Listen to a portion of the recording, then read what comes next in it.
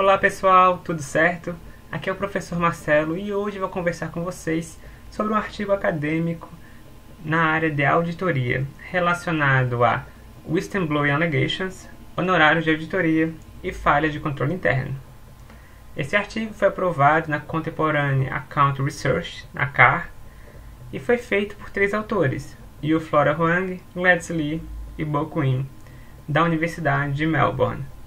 É um artigo interessante que começa a estruturar a relação dos canais de denúncia, o whistleblowing, e os honorários, junto também com as falhas de controle interno. Porque a gente sabe, pessoal, que o auditor ele analisa as demonstrações financeiras, só que ele leva em consideração vários tópicos relacionados ao controle interno, a possíveis deficiências, aos riscos da empresa e os riscos nas contas que podem vir a afetar as demonstrações financeiras. E a ideia dos autores, eles começam a trazer um contexto primeiro do que é o whistleblowing, aquela questão de fazer uma denúncia, expor uma informação ilegal ou antiética de uma organização.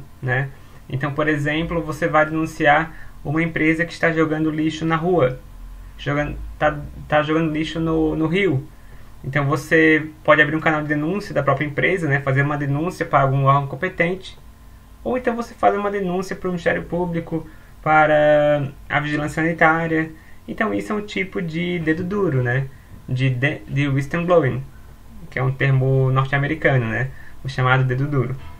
Então, pessoal, o whistleblowing hoje é uma política nas empresas, várias delas têm um site chamado ali especificamente de canal de denúncias. A área pública tem uma ouvidoria, que também é um canal de denúncia. Então, tudo isso para facilitar, que uma pessoa que se sinta lesada ou queira expor uma situação como essa tenha a iniciativa, É claro que o contexto desse artigo é um contexto norte-americano e ele dá sequência abordando o quanto também as questões financeiras, as denúncias na área financeira pode vir a ter impacto, nas demonstrações. Então os auditores precisam ficar alerta. Então o Instituto ele tem uma certa inovação ao buscar enfatizar honorários de auditoria, falhas de controle interno e whistleblowing. É importante também que nós temos uma norma de auditoria do PCAOB, e também temos uma norma internacional que aborda também que as dicas de denúncia, os canais de denúncia são informações para avaliação do risco. Então aqui, dentro do nosso modelo de avaliação, nós temos que incorporar também possíveis denúncias que tenham viés aí que sejam relevantes, que tenham realmente efeitos na nossa análise, Então a gente vai fazer uma delimitação depois do que foi considerado como substancial, como relevante nesse case, tá bom? Até antes de entrar nessa avaliação, trouxe aqui dois exemplos que são mencionados até no artigo. O primeiro da Eileen Foster, lá do Banco América, lá de 2008, aquela primeira crise lá nas hipotecas.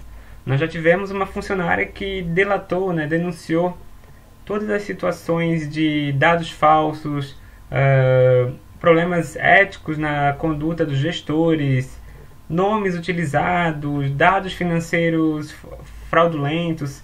Ela fez a denúncia no canal da empresa, foi demitida e na sequência fez a denúncia aí para o DOJ, que é o Departamento de Justiça dos Estados Unidos. E ela acabou aí fazendo parte do processo e depois até ganhando a causa, Então a gente tem situações aí que acabam acontecendo denúncia e elas não sendo ouvidas na própria empresa, A gente denuncia e internamente não é resolvido. Temos outro caso aqui também, dessa que agora aconteceu recentemente, no final de 2021, que é da Frances Haugen, lá do Facebook. Então ela era gerente de mídia, e tem a questão do algoritmo, que ela descobriu que acabava sendo diferente para alguns famosos, acabava não privilegiando, por exemplo, o corte de anúncios de fake news, dentre outras situações, que acabava privilegiando o lucro ao invés de ajustar as normas e políticas de segurança americana. Então ela acabou até indo para o Congresso e teve um impacto nas ações do Facebook, nas ações de uma empresa. E essa questão das denúncias, elas podem vir a ter um alto risco, né? Até de going concern, que é na área da auditoria, né? Sempre que uma empresa tem problema de continuidade, ela tem um risco de não continuidade, eu preciso informar isso no meu relatório. Então as empresas de auditoria precisam sim ter a informação e conhecer o whistleblowing. E é interessante nesse artigo que ele até faz uma entrevista, inicialmente com 4 sócios e 3 seniors, né? Alguns deles de Big Four e outros não. E eles têm uma noção, né, de como que funciona a percepção dos auditores sobre o whistleblowing, a importância, a questão do tempo também que o whistleblowing ele vem a conhecimento do auditor.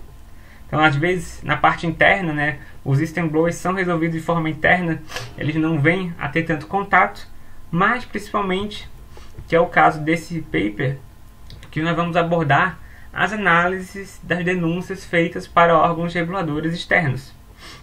Então, eles vão ter sim um maior impacto na auditoria, de acordo ali até com alguns auditores da entrevista. E é interessante que é formulado um processo, né? Então, primeiro a gente tem um problema de conduta observado. Depois, nós temos o que? Uma denúncia feita no próprio canal da empresa. Então, é o primeiro passo aí, né, para a resolução do conflito, tentar aí resolver internamente. E aí depende muito da resposta. A empresa pode buscar uma correção, fazer essa mudança, ou então a investigação acaba sendo um pouco fraca, né? Às vezes até por próprios conflitos de gestores que estão analisando, ou às vezes não tomam as medidas adequadas. E isso pode vir ao quê? A não acontecer nada, ou então o próprio denunciante fazer o quê? Informar à Organização de Trabalho e Saúde dos Estados Unidos, a OSHA, ou então entrar com um processo, né, Contempt Action, no Departamento de Justiça aí dos Estados Unidos. Nesse artigo nós buscamos essas duas amostras, tanto os processos de denúncia na Organização do Trabalho e Saúde, tanto como os processos do Departamento de Justiça. As informações da SEC elas acabaram não entrando aí nessa amostra. Então é importante destacar aí que o fato do whistleblowing ele vai estar conectado neste artigo em relação a realmente aos órgãos externos, tá?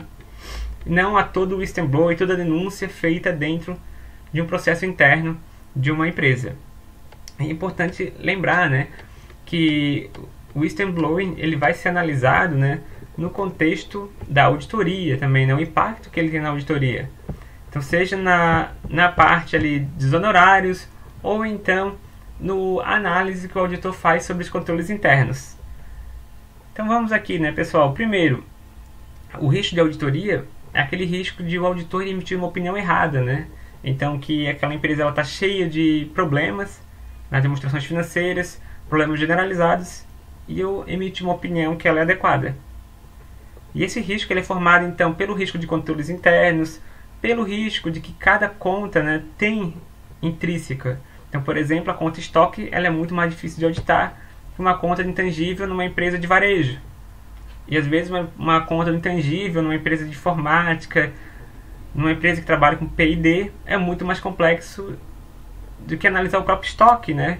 Então nós temos o risco inerente de cada conta, nós temos o risco de processos, então cada empresa tem processos, tem segregação de funções, tem a atividade definida de cada um.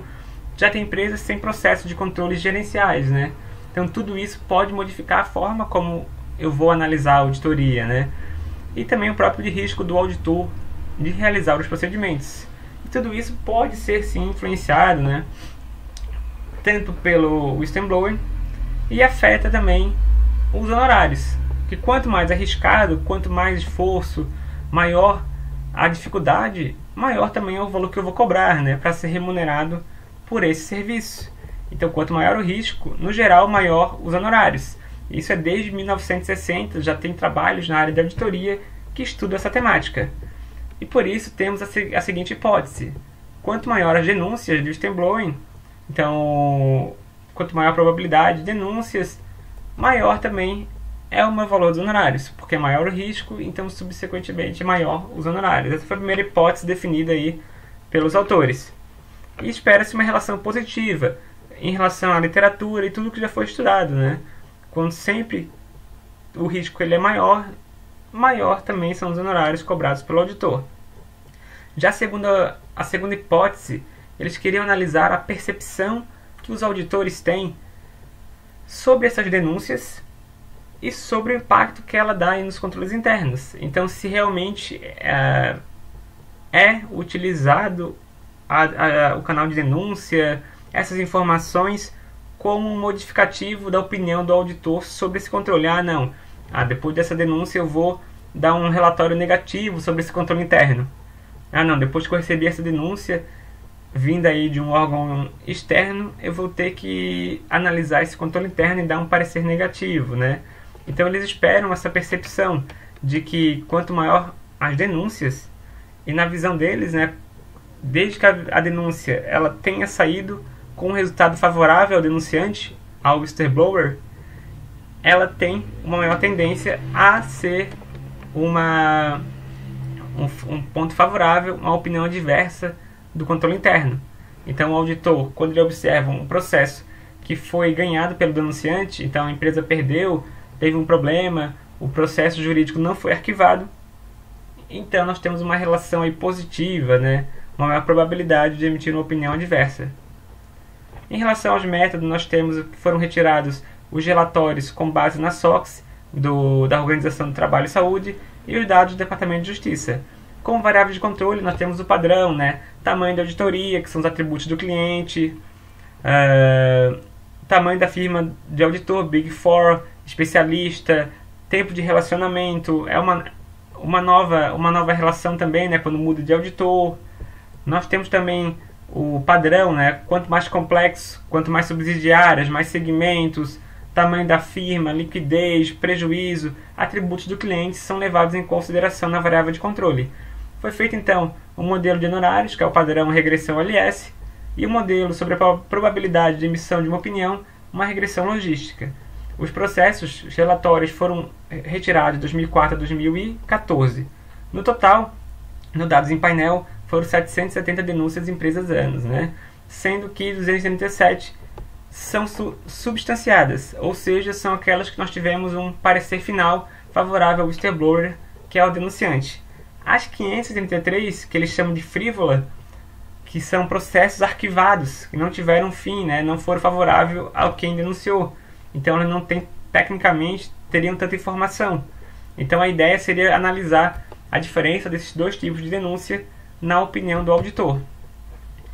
As variáveis do modelo, então, foram todas dicotômicas, principalmente aquelas relacionadas ao whistleblowing. Então, se o processo ele for revelado no ano, né, ele foi dado parecer no ano e divulgado, ou então se a denúncia ela foi substancial, ela é 1 ou 0, WB sub, ou então se ela foi frívola, WB free. Isso tudo para verificar o impacto da opinião do auditor, né, com essas duas variáveis. O modelo de honorários, pessoal, verificou-se então que a questão do tamanho da empresa, complexidade dos negócios, quantidade de segmentos, leverage, prejuízo, foram variáveis que afetaram significativamente os honorários, e o whistleblowing foi sim confirmado. Ele realmente demonstrou um maior valor dos honorários das empresas que possuíam whistleblowing, independentemente se eles foram frívolos ou não, apresentou um maior valor. Em relação às variáveis da empresa de auditoria, expertise e relacionamento não foram, mas somente Big Four foi, o que é algo bem comum, né? Big Four cobra mais, tende a ter mais expertise. Já em relação à opinião do auditor, a gente verificou que a opinião do auditor ela tem uma maior propensão a se modificar em relação ao controle interno quando tem uma denúncia substancial, ou seja, saiu um processo desfavorável à empresa por tal motivo, tal motivo. Então, nessas situações, ele é mais propenso a dar uma opinião adversa de acordo com o modelo logístico, né, que está ali apresentado. Então, tem a mesma variável de controle. Um ponto interessante que eu achei que o relacionamento do auditor, nesse caso, ele foi impactante, diferentemente do outro modelo. E nós temos que H2 foi confirmado, então, com os casos substanciais, tendo impacto, uma maior propensão na emissão da opinião adversa. Então, como conclusão, nós temos sim que os canais de denúncias eles têm um impacto nos honorários de auditoria e que sim, né, esses processos consubstanciados com realmente uma decisão favorável ao denunciante, tem uma possível maior propensão de o auditor emitir sua opinião. E é claro que o whistleblower, né, o artigo reitera que ele sempre é um red flags, né, para uma possível conduta financeira, um possível problema na empresa, e que o auditor ele tem esse papel importante, né, na avaliação do contexto na auditoria. Como de limitações, nós sabemos também que sempre tem aquela relação causal entre denúncias e honorários, e também que o próprio parecer do controle interno, e às vezes a questão de separação, né, do aumento dos honorários ser um prêmio de risco ou um esforço extra do auditor.